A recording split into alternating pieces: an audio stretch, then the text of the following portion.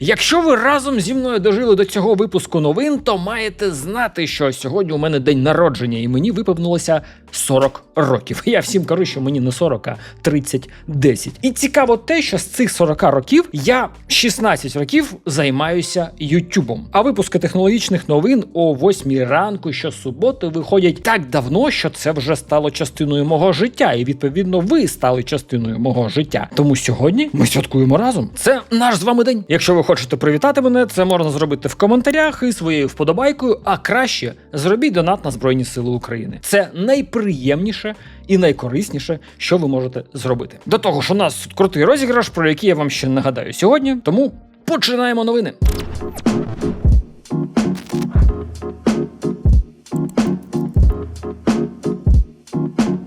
Ми з вами звикли, що інсайди про новий iPhone – це зазвичай якась абсолютно розмита фотографія чохла, зроблена на якийсь тапок десь у підвалі китайського заводу. І найчастіше ми звертаємо увагу на фотографію не самого айфону, а помічаємо в першу чергу непідстрижені нігті азіата. Забуваємо про це, ми виходимо на новий рівень. Дякувати треба індійського підрядника Apple. У них стався витік 630 гігабайтів секретних даних Apple. Такого масштабного провалу в Купертіно не було та ніколи не було. Епіцентром катастрофи став індійський підрядник Tata Electronics. Якщо ви не знаєте, Tata в Індії – це такий підрядник, який робить буквально все. Буквально виробляє маршрутки, якісь там матеріали для будівель і займається ще айфонами. З їхніх серверів витікли реальні інженерні схеми, відео внутрішніх дроп-тестів і фотографії компонентів та креслення майбутнього iPhone 18 Pro. І здавалося, ну що ми там можемо побачити? Він же не буде відрізнятися за дизайном абсолютно ніяк. Але там є на що подивитися. Ну, по-перше, новий ексклюзивний колір. Якщо ви пам'ятаєте, Apple кожного року робить ставку на якийсь один фірмовий відтінок для прошок. Ну, наприклад, засмага Дональда Трампа в моєму айфоні, вона, не любителя. А у нових документах чітко видно, що цього разу переможцем став глибокий вишнево-червоний кольор. Його називають Cherry Red. Виявилося, що був ще один варіант під назвою Бургундії. Ми про нього вже говорили у випусках новин. Але його Apple відбракувала на етапі тестів. Ну і, звісно, класичний чорний теж нікуди не дінеться. По-друге, Dynamic Island нарешті схудне. Динамічний острівець, який не змінювався ще з часів iPhone 14 Pro, стане компактнішим. Судячи з креслень, інженерам Apple нарешті вдалося сховати інфрачервоний модуль Face ID під сам дисплей. І завдяки цьому виріс на екрані стане помітно меншим і вже не так мулятиме очі під час перегляду відео або під час мобільного геймінгу. І найголовніше – повне переосмислення нутрощів айфона. Apple переходить на нову компоновку чипів. Вона називається WMCM. Раніше оперативну пам'ять ліпили прямо поверх процесора. І виходив такий собі доволі гарячий бутерброд. Тепер же оперативна пам'ять буде знаходитися поруч із новим процесором A20 Pro. Це дозволить притулити до чипа значно більшу випарну камеру. Перекладаючи на людську мову, iPhone перестане грітися як праска під навантаженням і триматиме максимальну продуктивність набагато довше. Плюс був помічений новий модуль камери Sony IMX905 зі змінною діафрагмою. І єдина цікава річ, про яку ми так і не дізналися, наскільки дорожчим стане iPhone цього року, хоча прихильників Apple це ніколи не зупиняло. Та й це, в принципі, непогано, коли якийсь смартфон дає людям поштовх заробляти більше. А знаєте, у кого цей поштовх найсильніший? А зараз дізнаєтеся з наступної новини.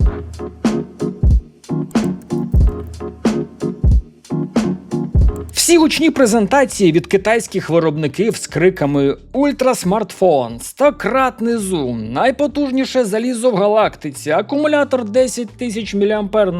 Все це звучить круто, правда? Виробники Android просто зі шкіри геть лізуть, щоб запхнути у флагмани всі існуючі технології світу. І це непогано, в принципі. Але знаєте, що насправді роблять покупці, коли йдуть у магазин зі своїми грошима? Вони просто ігнорують ці зусилля. Відомий і дуже точний інсайдер Ice Universe щойно вивалив свіжу статистику продажів на найбільшому світі ринку – в Китаї. І станом на 21 червня 2026 року цифри, це буквально похорон для топового Android-сегменту. Отже, рахуємо гроші компанії Apple. Вся лінійка iPhone 17 продалася тиражем у неймовірні 35,4 мільйона смартфонів. Якщо ми будемо розкладати по поличках, то там, в принципі, ситуація доволі цікава. iPhone 17 Pro Max – це 12,7 мільйонів разів продалися, базовий iPhone 17 – 11,8 мільйонів, і прошка, звичайна, маленька, мій найулюбленіший смартфон, який я буду далі купувати, майже 11 мільйонів, там 10,9. Тобто, майже однаково. Але не це важливо. Просто зараз тримайтеся. Всі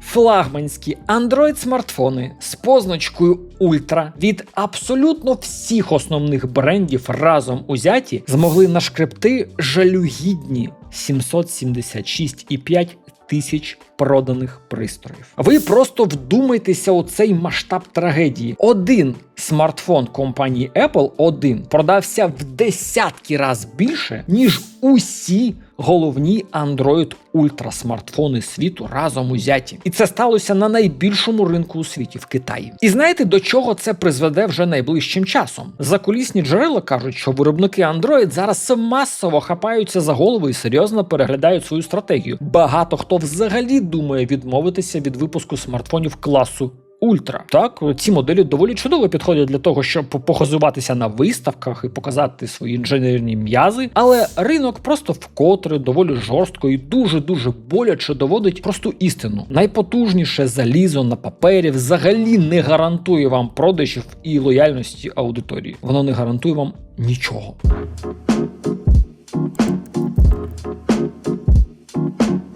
Ви, напевно, вже знаєте, з якою увагою я слідкую за двома ринками. Ринком розумних каблучок, тому що сам користуюся найкращою версією з них. І також я дуже полюбляю все, що пов'язане з ринком розумних окулярів, на якому компанія Meta зараз займає 80% ринку. І я теж користуюся цими гаджетами. Це супер зручно, ви навіть не можете уявити наскільки. Чутки про яблучну каблучку ходять вже з 2019 року, і Apple постійно реєструвала якісь патенти, але минулої осені Марк Гурман з Bloomberg заявив, що все, розходимося, проект закрито, щоб не вбивати продажі Apple Watch. Але кілька днів тому відомий інсайдер Косутамі, який дуже рідко помиляється щодо заліза компанії Apple, скинув реально справжню бомбу в соціальній мережі X. iRing знаходиться на стадії активної розробки. Проект не просто живий, він перейшов від лабораторних досліджень до реального створення заліза. Навіщо компанії Apple це зараз? Є чим займатися ж. Справа в тому, що ринок розумних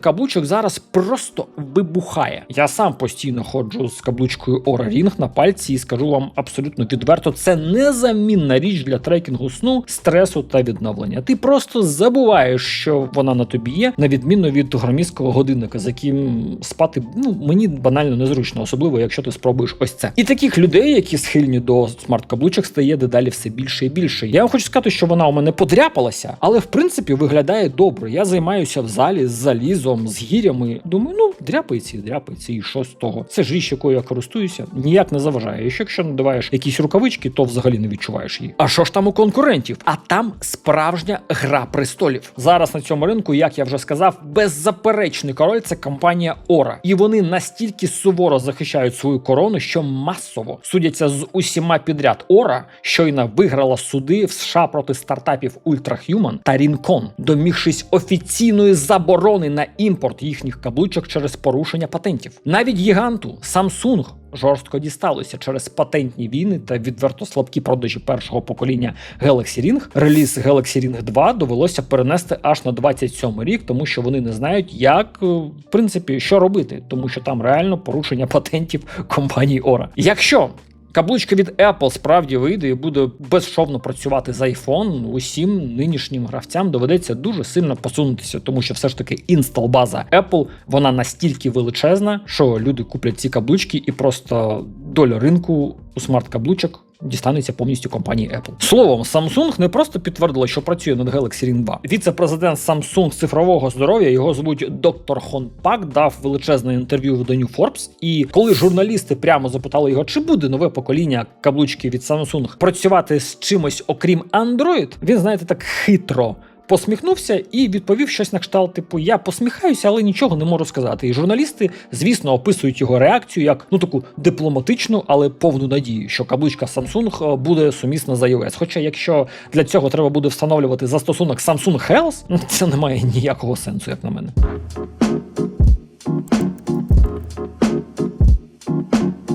Понад половини активних користувачів ChatGPT, які до сих пір є найпопулярнішим чат-ботом у світі, на звичайних споживчих тарифах тепер використовують інші мови, окрім англійської. Коли чат-бот тільки запускався наприкінці 2022 року, він був майже на 100% заточений під англійську. Але станом на літо 26-го року баланс сил остаточно змінився. Найпопулярнішими неанглійськими мовами в ChatGPT зараз є, звісно, іспанська, португальська та арабська. А за темпами росту взагалі лідирують Азія та Африка. І фінансова директорка OpenAI, яку звуть Сара Фріар, вона днями поділилася дуже прикольною статистикою. Виявляється, мовами, які зростають найшвидше у всьому світі, зараз є азербайджанська та казахська. Дивно, що української немає. Казахстан, наприклад, взагалі інтегрує Ші на державному рівні. Уряд спільно з OpenAI зараз роздає 165 тисяч спеціальних ліцензій ChatGPT Edu, типу Education, по всій системі освіти країни. А щоб закріпити успіх в інших регіонах, OpenAI щойно оголосила про відкриття свого першого офісу в Іспанії, обравши Мадрид головним хабом для роботи з іспанським ринком. Але питання не в цьому. За цим шаленим успіхом ховається один доволі брудний технічний секрет, про який в OpenAI не дуже люблять говорити. Дослідження аналітичної компанії Peak AI виявило дуже цікаву штуку. Навіть коли ви пишете чат-боту, будь-якому чат-боту своєю рідною мовою, наприклад, українською чи казахською, майже 43% фонових пошукових запитів усередині системи все одно виконуються англійською. Тобто ChatGPT бере ваш запит, тихцем перекладає його англійською, шукає інформацію в англомовному інтернеті в першу чергу, а потім знову перекладає результат вам. Тобто робиться подвійна робота. І через це користувачі неанглійських мов досі іноді отримують трохи гіршу якість відповідей. Проте цифри говорять самі за себе. Щотижня ChatGPT користується понад 900 мільйонів людей по всьому світу. Причому сталася ситуація, коли чатом GPT називають абсолютно все. Чатом GPT називають Gemini, Claude і всі інші чат-боти. Знаєте, як раніше було. Піду куплю собі iPad від Samsung. Якось так само. Тобто це вже не просто застосунок або додаток, це головне вікно, через яке людство взагалі вперше знайомиться зі штучним інтелектом. Але все одно якість відповіді, скоріш за все, буде кращою, якщо ви носій англійської мови. Цікаво, а як в цьому випадку роблять китайські моделі? Так само?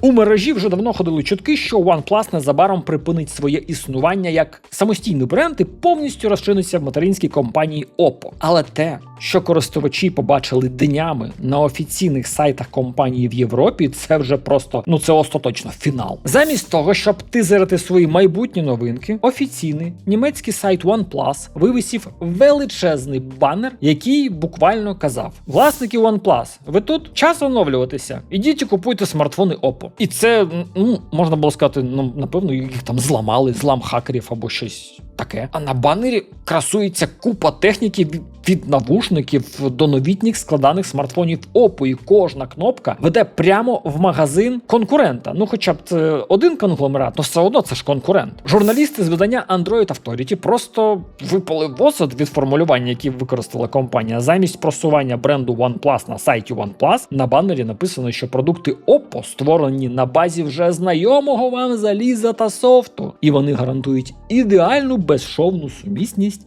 із вашими старими гаджетами. Чому так відбувається і чому це сталося саме зараз? Останні місяці OnePlus дуже тихо, але впевнено згортає свою діяльність на багатьох світових ринках. У тій же Німеччині у Oppo вже є потужна мережа, тому там передача бази клієнтів проходить дуже швидко і, можна сказати, безжально. А от у США, наприклад, Oppo офіційно не продається, тому там бренд OnePlus ще, скажімо так, трохи мучиться, як в принципі мучився всі ці роки, тому що він був присутній на ринку, вкладали величезні гроші в рекламу американських блогерів, а користувалися смартфонами OnePlus виключно американські блогери. Та й те там тиждень, щоб зробити огляд. І зараз вони думають, як поховати його на американському ринку. Ось так абсолютно безславно закінчується історія одного з найяскравіших технобрендів минулого десятиліття. Корпоративні жорнова просто перемололи вбивцю флагманів і перетворили його на буквально рекламний щит для своєї материнської компанії, для Oppo. Що, правда, останнім часом софт на OnePlus і Oppo майже не відрізнявся.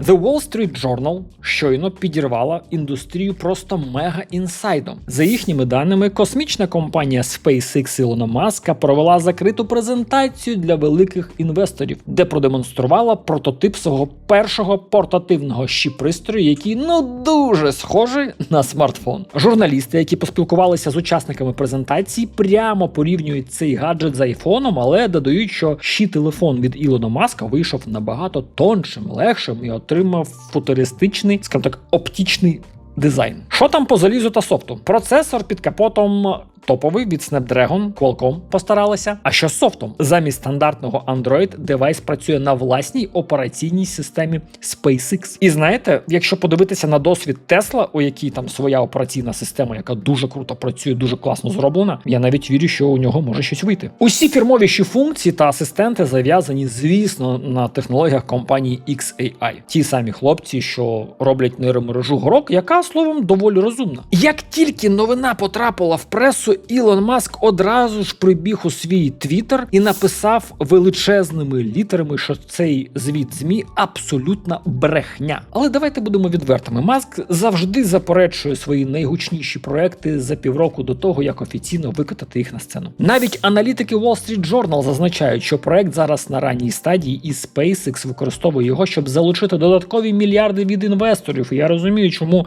Маск заперечує, він не хоче налякати інвесторів, хоче, щоб все пройшло дуже гарно. Чутки про Теслафон або Піфон ходять вже роками, і це виглядало як повний скам. І якщо Маск дійсно психане через те, що Apple піднімає ціни, а софт стає нудним, ми можемо отримати смартфон із прямим супутниковим зв'язком Starlink у будь-якій точці планети. Це може стати революцією.